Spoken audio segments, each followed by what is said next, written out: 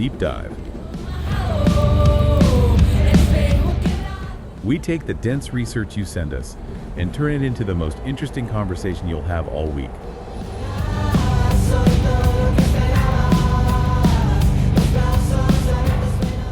Our mission today, it's focused on Lagos, Africa's largest city, growing incredibly fast. And we're looking at a classic urban conflict, really. Right.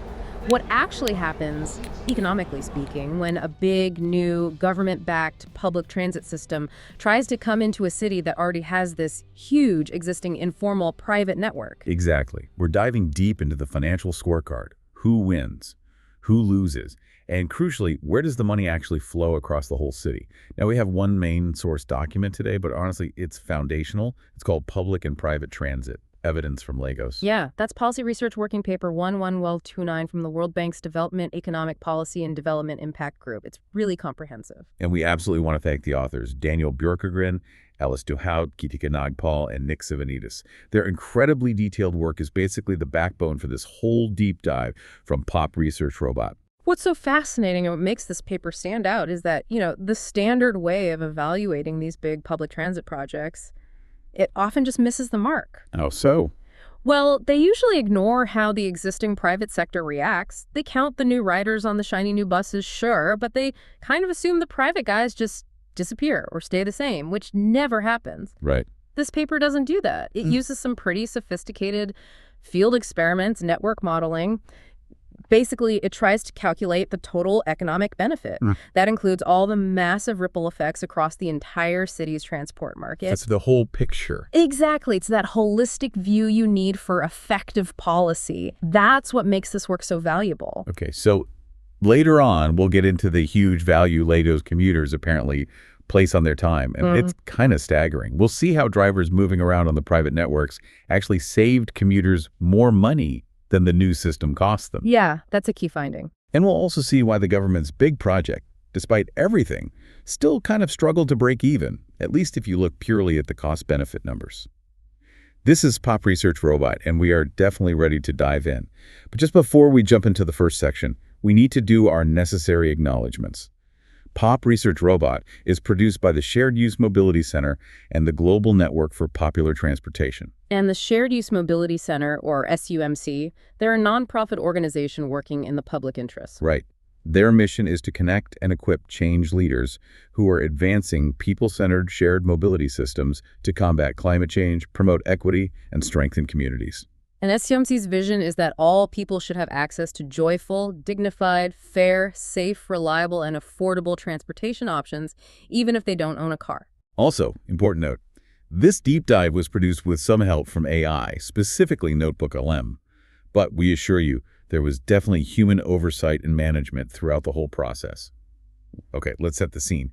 Lagos, Africa's largest city. We're talking around 22 million people. It's a city defined by movement, by transport. Absolutely. And the vast majority of that movement, something like 62% of all motorized trips, relies on this specific kind of private, decentralized transit, the Danfo. Ah, the Danfo, the yellow minibuses, right? Exactly. They're iconic. Typically hold about 14 passengers. They're the backbone of mobility in Lagos, historically. That's 62%. It's not just a statistic. It's a deep, entrenched market reality. So any government attempt to modernize isn't just, building new bus lanes. It's a major market intervention. A profound one. You're targeting this huge incumbent private system. So the government response to, the chronic congestion and often poor service quality came in the late 2010s. It was called a Bus Reform Initiative, or BRI. Right, the BRI. And the goal was ambitious. Introduce a whole new public bus network. We're talking 64 new routes, 820 larger, more modern buses. What made them modern? Well, the idea was to offer something clearly better. These new public buses often had air conditioning, which is a big deal there. They were larger. Some could take 70-plus passengers. And they used the electronic Cowrie card payment system. Moving away from cash. Exactly. Trying to get away from the sometimes chaotic cash scramble you see with the Danfo. It was a significant investment, really aimed at formalizing and upgrading how people get around the city. And this leads us right to the core policy question this research tackles.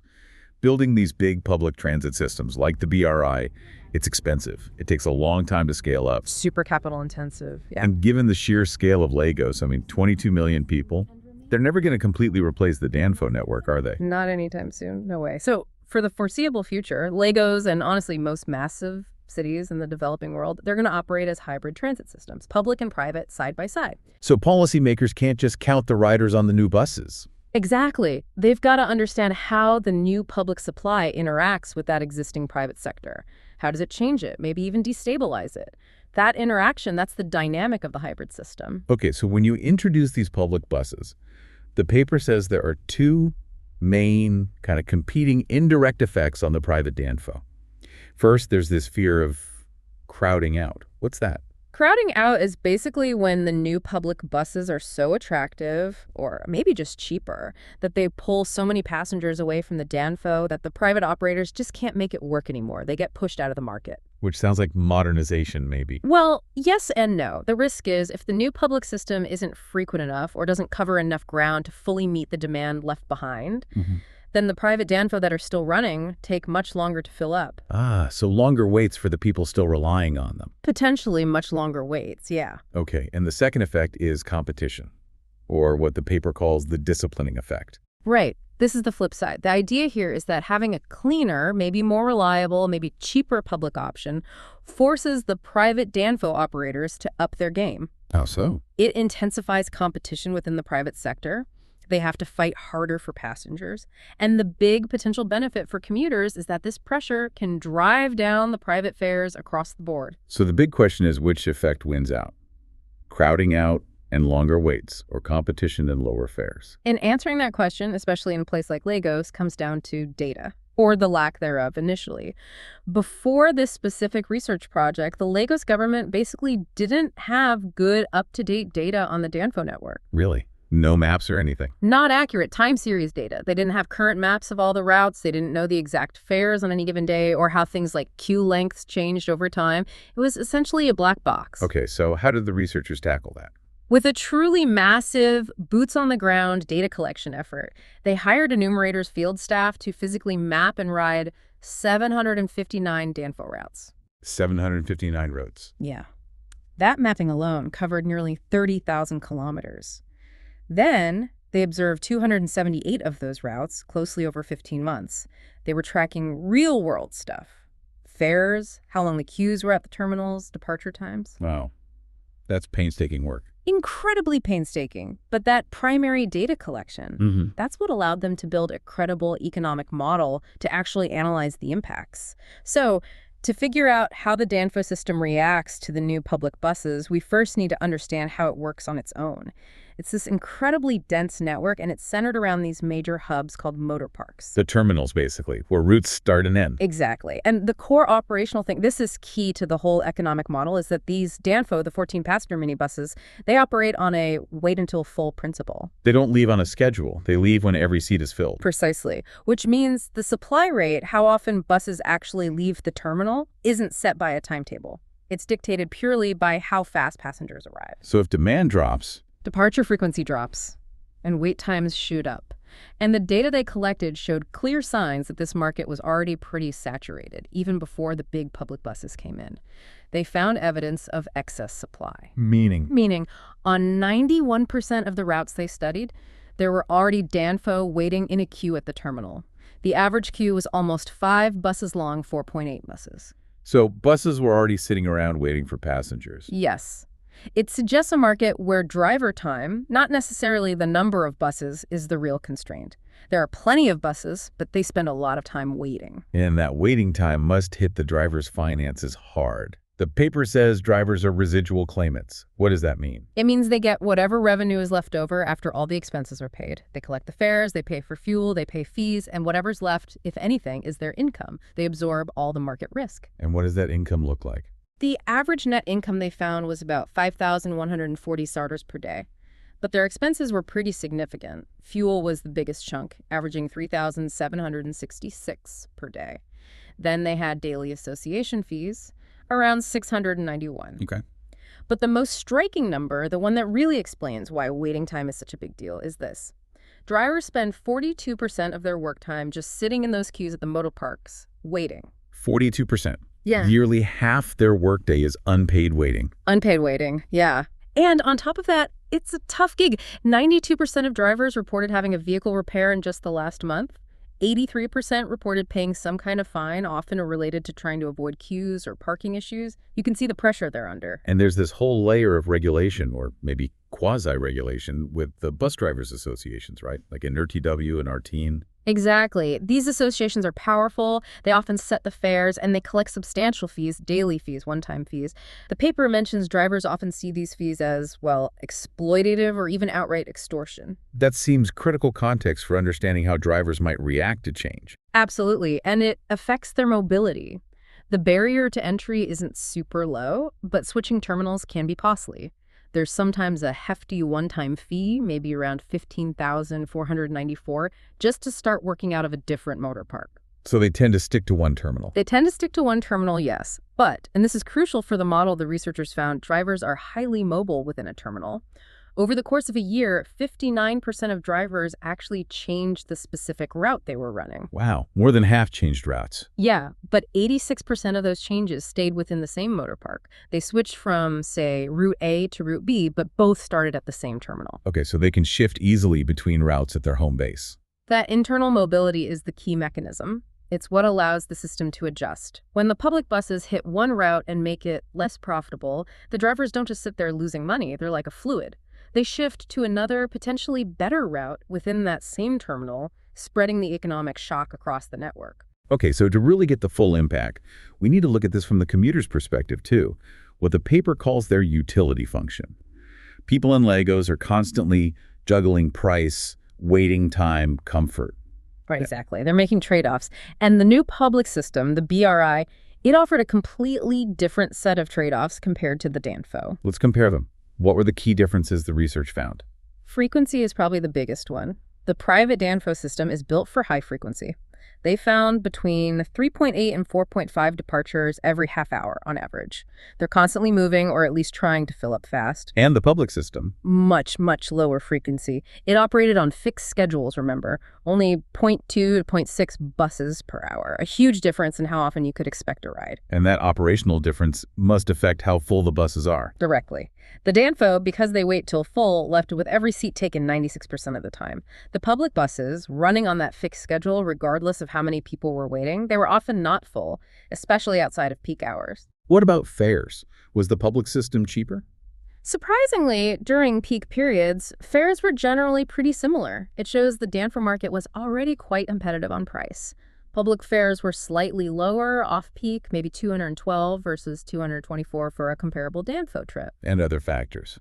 Comfort. Public buses had the edge there, definitely. Air conditioning, electronic payment. The DANFO were maybe better for very short trips because their fares scaled more closely with distance. But critically, neither system offered a transfer discount. Meaning, if your trip needed 2 buses... You paid 2 full fares, no integration there. Okay, this sets the stage for the economic model framework. The researchers used this queuing model. You said this is the engine of the analysis. It really is. We need to spend a minute here. The queuing model is what connects the choices commuters make with the decisions drivers make. How does it link them? It models the market equilibrium based on 2 things. One, the commuter trying to maximize their utility, basically, get where they're going with the best combination of low price and short waiting time. They're trading time for money. Okay. And 2, the driver trying to maximize their profit. They choose which route to serve based on how long they expect to wait in the queue at the terminal.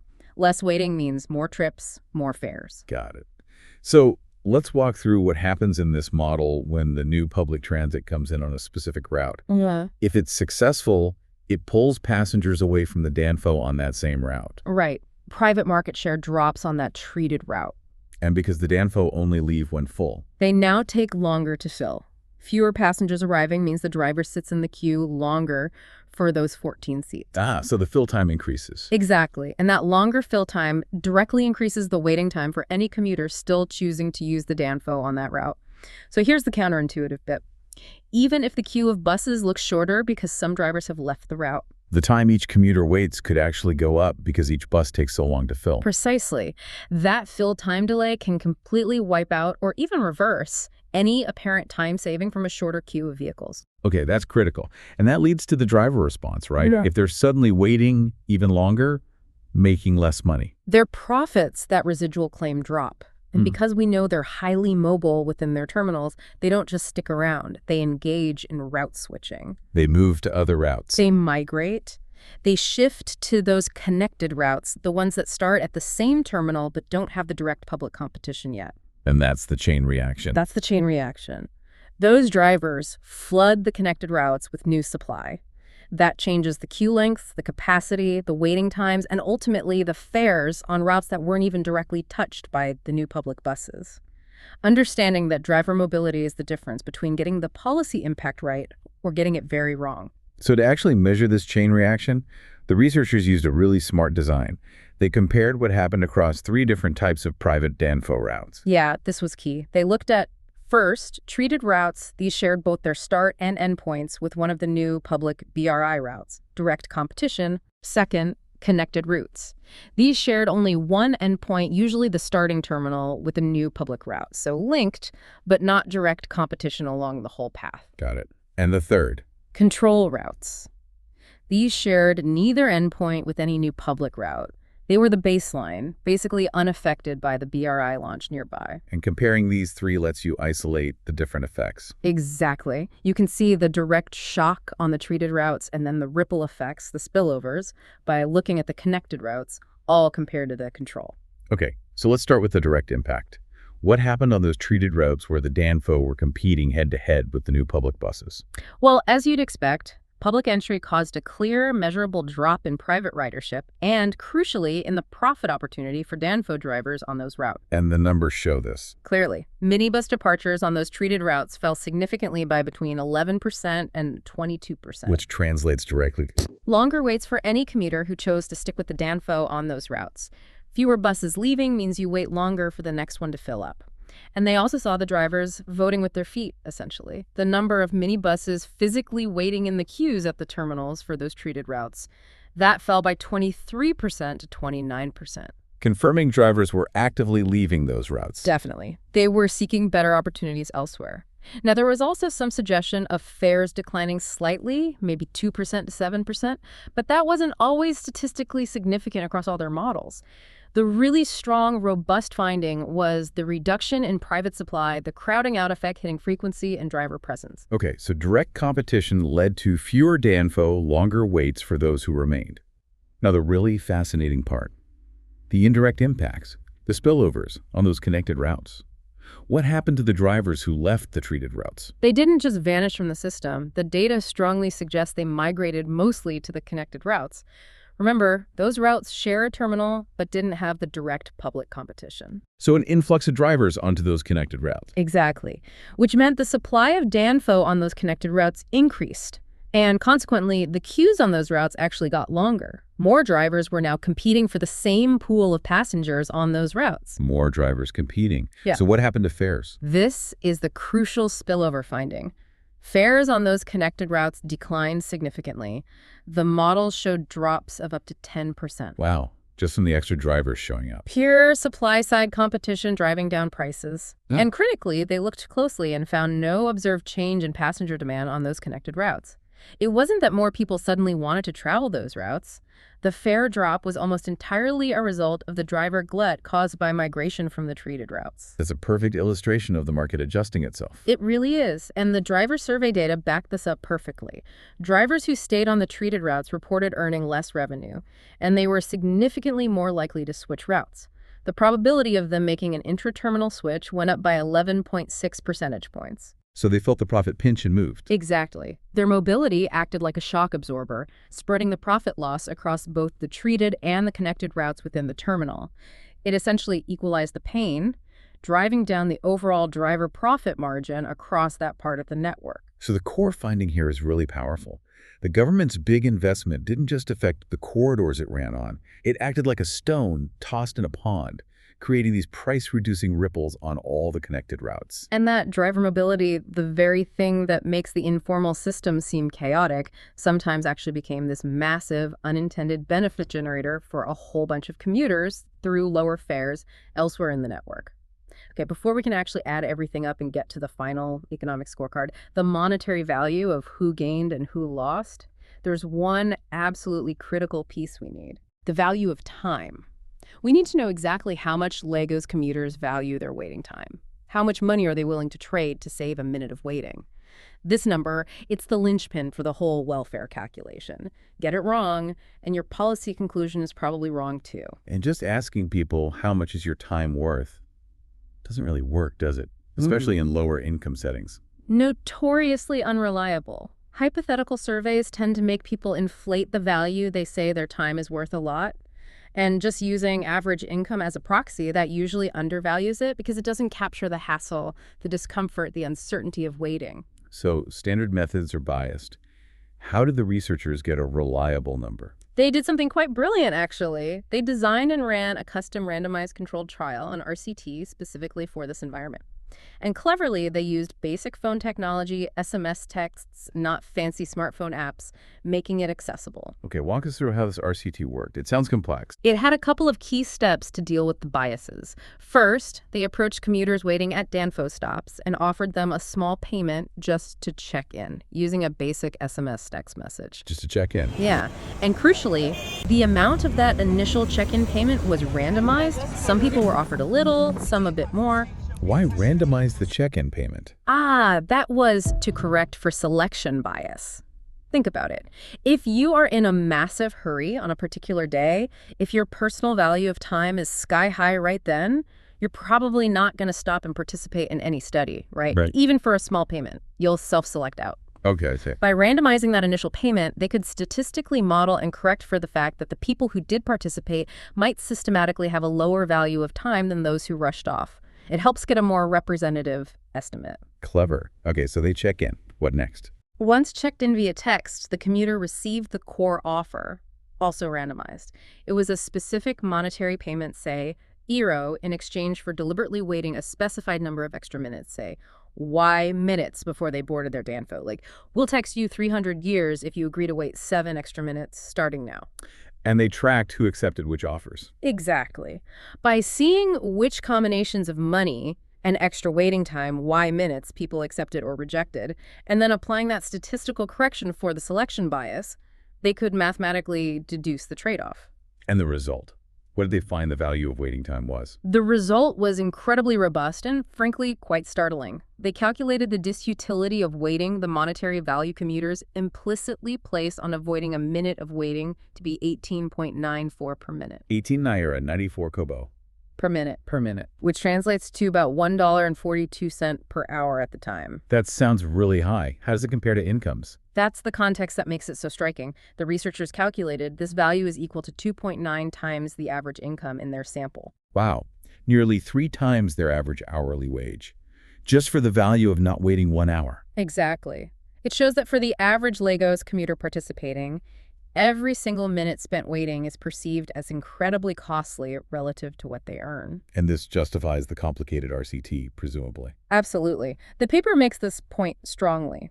If they had used a simple estimate that ignored the selection bias, they would have undervalued the cost of waiting by 56%. Huge difference. And if they had relied on hypothetical questions, how much is waiting worth to you, they likely would have overvalued it by a massive 145%. So getting this number right through the RCT was absolutely fundamental. Fundamental. It changes the entire cost-benefit calculation. It does raise a big question, though, beyond the numbers.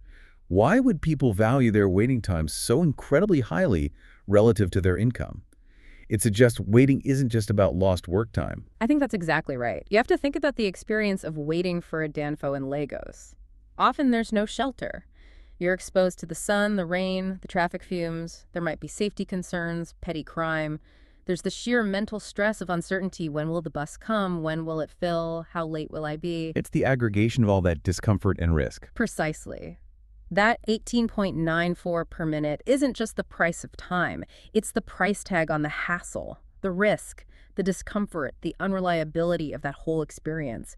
It really underscores that improving transit isn't just about fares or frequency. It's massively about service quality and the waiting environment itself. Okay, so now we have all the pieces. We have the model showing how the public buses affected the private Danfo. We have the data on driver migration and fare changes. And we had this incredibly high valuation of commuter waiting time. So what does it all mean when you put it together? Let's look at the final numbers of the total economic scorecard of this bus reform initiative. This is the climax of this deep dive from Pop Research Robot. Right, let's add it all up. First, the good news for commuters. Across the entire network, treated routes, connected routes, everywhere impacted the new public system, generated an additional $1.84 million per month in total commuter benefits, or what economists call surplus. So $1.84 million a month back in commuters' pockets, effectively, through save time or lower fares. Exactly. That's the total gain for passengers across the system. But where did those gains actually come from? Was it all from people riding the new, better public buses? This is where it gets really counterintuitive, and it's the core finding of the paper. No, it wasn't all from the public buses themselves.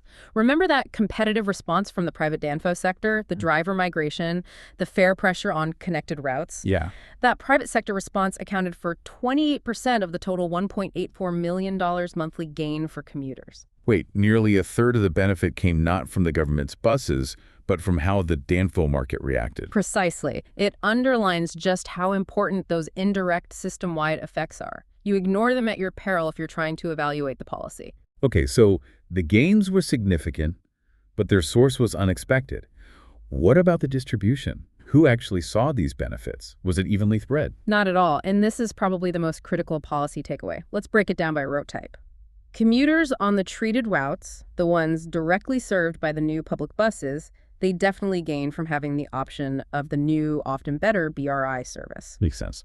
However, for those commuters who still use the Danfo on those treated routes, the benefit they got from slightly lower private fares was largely canceled out by the increased waiting times. Remember, the Danfo took longer to fill up. So the high value they place on time kicked in. Exactly. That time cost ate into their financial savings. The net effect was that the private market response, the crowding out, the longer waits, actually harmed these remaining Danfo commuters on treated routes by about 12%, relative to the direct benefit they got from the public bus option existing. Wow. So the competition effect hurt them on the waiting time dimension more than it helped on price? On those specific routes, yes. But now look at the connected routes. These commuters were the real, often unintended beneficiaries. How so? They didn't get the new buses. No, but they got the spillover effect. They experienced basically no change in their service options, but they benefited hugely when the migrating Danfo drivers flooded their routes. This created excess supply, which, as we saw, drove down Danfo fares significantly on those routes. And crucially, they did not suffer the longer waiting times associated with direct competition. So they got the lower fares without the waiting time penalty. Exactly. They received a clear net gain, calculated at about 0.03 cents per day per commuter on average. And here's the kicker. The vast majority, we're talking 3/4 of the total fare reduction benefit across the entire city network, came from these indirect connected routes. That's astonishing. The investment paid off most in terms of fare savings, not where the buses ran, but on the routes connected to them, purely because of how the private market reacted. It's a powerful lesson in unintended consequences and system dynamics. Okay, commuters gained overall, but unevenly. What about the other side of the equation? The Danfo drivers. Yeah, there's no free lunch here. The drivers face significant losses. The increased competition, the reduced market share on treated routes, the downward pressure on fares, it all hit their bottom line hard. How hard? Total losses for all affected drivers were estimated at a very substantial $1.10 million per month. $1.1 million a month lost by drivers. How does that compare to the commuter gains? That driver loss represents roughly 60% of the total $1.84 million gained by commuters. So a big chunk of the commuter benefit was essentially transferred directly from the pockets of drivers. And for an individual driver. The average loss was calculated at about $4.41 per day, which, remember, their baseline profit wasn't huge, amounts to about a 37% cut in their daily earnings. That's a massive hit. That has huge social and political implications, obviously. Absolutely. You're talking about impacting the livelihoods of potentially thousands of drivers quite severely. Okay, so let's put it all together now. The net societal benefit. Commuter gains minus driver losses. Right. You take the commuter gains, $1.84 million per month, and subtract the driver losses, $1.1 million per month. That leaves a net societal benefit of $0.74 million per month. So still positive overall for society, looking purely at commuters and drivers. Yes, about $750,000 per month in net economic surplus generated by the reform, once you account for the driver impact. But there's always a but, isn't there? What about the cost of running the new public buses themselves? Yes. The final twist in the policy implication. The researchers then factored in the operational costs of the public BRI system, primarily fuel for those big buses, maintenance, labor, etc. And when they did that, the total operational cost of the public system actually exceeded the measured net societal benefits, $0.74 million most. So the project didn't actually pay for itself, purely on these measured economic grounds. Based on this specific cost-benefit analysis focusing on time savings and fare changes for commuters and drivers, no, it didn't break even. The costs outweighed the benefits captured in their model. That's a critical finding. It is, and the researchers make a really important point here. If policymakers had ignored the full private sector response, if they'd only looked at the direct ridership on the public buses and maybe assumed some simple fare savings, they would have calculated a much more optimistic and ultimately inaccurate net benefit. They might have completely missed the fact that the project, as implemented, wasn't covering its costs in terms of the economic welfare it generated through these channels. So understanding those ripples, those spillovers, the driver reactions. Yeah. It's not just academic. It fundamentally changes the policy conclusion. Fundamentally. This whole deep dive, then, based on this incredible paper, Public and Private Transit, Evidence from Lagos, it really shows that putting in new city infrastructure, it's never just a simple swap. It's not like you just replace old buses with new ones. Not at all. It's this complex, dynamic economic process. And the reactions of literally thousands of individual private actors, the DANFO drivers in this case, are just as critical to the final economic outcome as the government's multi-million-dollar investment. And we've clearly seen the economic benefits weren't necessarily concentrated where you'd expect. They were highly distributed, maybe even favoring commuters on those connected routes who just got cheaper fares, rather than the ones on the treated routes who got the new buses but paid a price in longer waits for the DANFO they might still need sometimes. That distributional impact is really key. So the analysis strongly suggests this particular government investment, structured the way it was, didn't fully pay for itself on a strict cost-benefit basis. And given how expensive these public systems are and how incredibly highly commuters value their time, nearly 3 times their income, it really leaves us with a crucial question to chew on, doesn't it? It really does. Should cities like Lagos, maybe, focus less on trying to completely replace these vast, informal networks like the DANFO and think more about strategically integrating them? That's the provocative thought. Could you incentivize the DANFO networks, leverage their incredible flexibility and reach to become high-frequency feeder services, maybe improve their quality, their reliability, and have them connect seamlessly into the backbone of a larger, perhaps less dense public system, using the strengths of both? Harnessing the chaos, maybe. Something for you, the listener, to definitely mull over. This has been the Deep Dive from Pop Research Robot. A huge thank you again to the authors of this foundational work, Daniel Björkegren, Alice Duhaut, Geetika Nagpal, and Nick Tsivanidis, for their paper, Public and Private Transit, Evidence from Lagos. Our theme music is Hola by the Gemas. Music and lyrics by Andrea San Gil and the Gemas. We'll be back next time for another Deep Dive from Pop Research Robot.